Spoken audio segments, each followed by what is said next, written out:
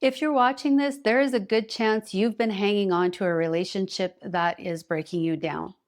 You're hanging on not because things are actually improving and not because she's genuinely changing, but because you're hoping she'll change. Because every now and then she slips back into being in a good mood. She gives you a little affection, a moment of calm, a few breadcrumbs when you're starving. And those breadcrumbs are exactly what keep you trapped for months, years, maybe even a lifetime. I'm Lise Leblanc, therapist, author, and life coach, and I work with men who are recovering from a toxic relationship with a cluster B woman. And today I'm talking about why hope is what can keep you stuck for a really long time. And make sure to stick with me till the end because I'm going to give you one brutal truth that you do not want to miss. Okay, so number one is that you fell in love with a version of her that was never real. When you met her, you weren't meeting her true, consistent self, you were meeting her idealized self. The version she can only hold together for a short period of time while she's high on the fantasy that you are her knight in shining armor, the one who's coming to save her and make everything right in her life. The version she shows when she needs to bond quickly before the emotional storm and instability starts to surface. So she showed you warmth, intensity, chemistry, vulnerability, passion, and it felt real. It felt honest. It felt out of this world. But that version of her wasn't stable or sustainable. It was her highlight reel. And the good is so good. And that's where hope can keep you stuck. Because once the mood swings, the blame, the chaos, the push pull dynamics intensify, your mind keeps searching for that idealized version of her, the woman who truly felt like your soulmate. And you may start wondering at some point, did I ever really know her? And that's cognitive dissonance because you were there, you felt it, your whole body registered that early chemistry and connection.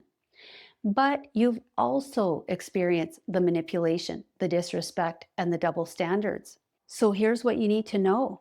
That affectionate, loving, early version of her was real in the moment, but it didn't represent her baseline personality. And once that idealized persona collapsed, you couldn't reconcile the woman you fell for with the manipulative woman that you're actually in a relationship with. And listen, you're not the first man or the last one to believe that you were special. But you need to understand that this intoxicating version of her is a recycled persona that she creates to bond quickly and to gain security and your emotional investment. Number two, you didn't just fall in love with her, you fell in love with who you were when you're with her. When you first met, she did give you that intensity, chemistry, sex, and emotional closeness. And she also reflected your best self back to you, your strength, your loyalty, your intelligence, your vision, your ideal version of you. She mirrored the man you want to be. She made you feel alive, like the very best version of yourself. So you weren't just falling for her, you were falling for how you felt about yourself in her presence. And when she goes back to idealizing you and mirroring you, it gives you a reminder of how she made you feel so deeply seen, admired, understood, alive, and on top of the world. But that's the trap. She wasn't just showing you her idealized self, she was showing you yours. And because that version of you felt so good, so validating, so aligned with who you want to be, you're still hanging on to the hero identity that she gave you in the beginning and hoping that she can bring it out in you for good.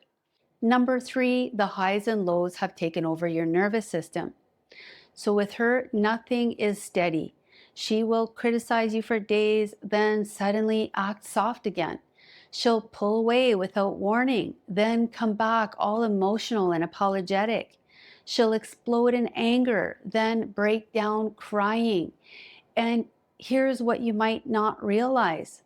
Your body has gotten addicted to this. And after long stretches of tension and instability, even the smallest shift A gentle tone, a smile, a moment of calm feels like a huge relief and reward.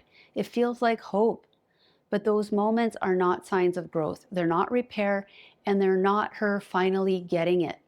They're just a temporary drop in pressure before the next spike hits. And you hold on.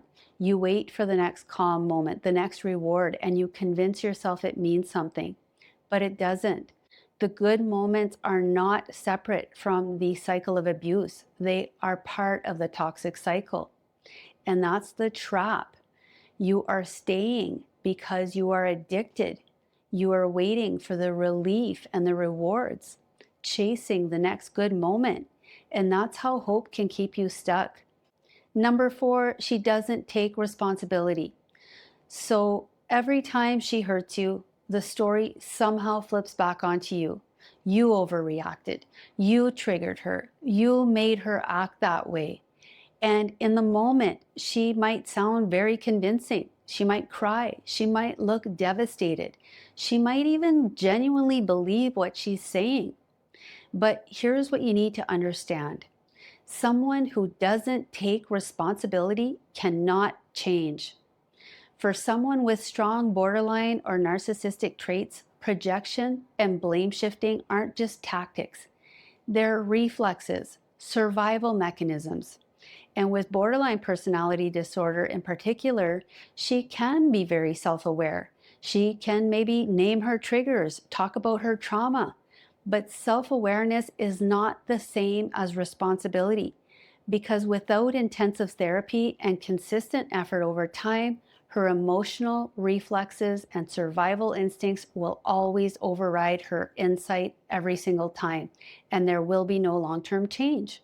So those moments of insight, vulnerability, or emotional breakdowns give you hope, and you'll think she finally gets it. She's having a breakthrough. This is progress, but it won't last because no responsibility equals no change.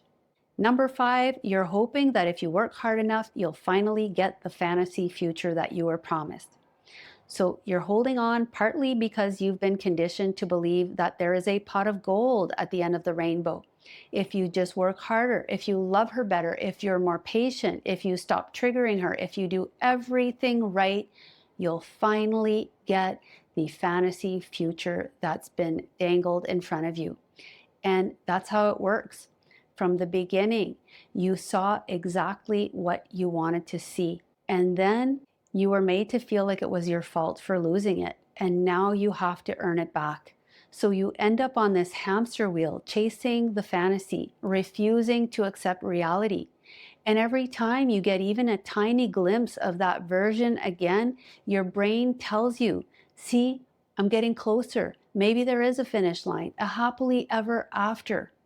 But like chasing a sunset, you can never reach it.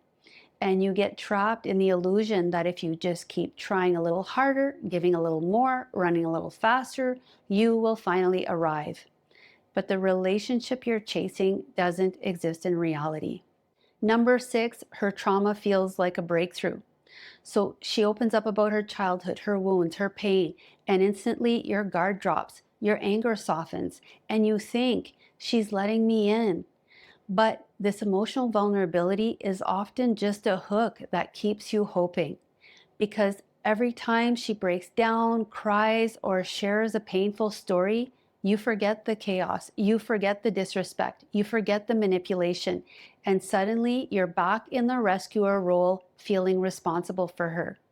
And if you've noticed that she shares her trauma right when she senses you pulling away, right when there are consequences, or right when the cycle is slipping out of her control, then it's a tactic to avoid accountability. And it's a trap that resets your hope. Number 7 is there's really no incentive to change. You're not staying in this relationship because it's so great. You're staying because you're hoping she'll change. But she's shown you repeatedly that she cannot sustain the version of herself that you fell in love with.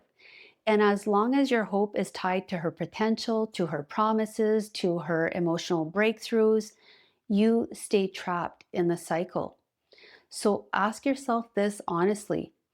What incentive does she even have to change? From her perspective, the relationship already works. She gets the attention, the reassurance, the control, and you absorb the chaos, the guilt, and the responsibility. There is no logical reason for her to change something that benefits her exactly as it is.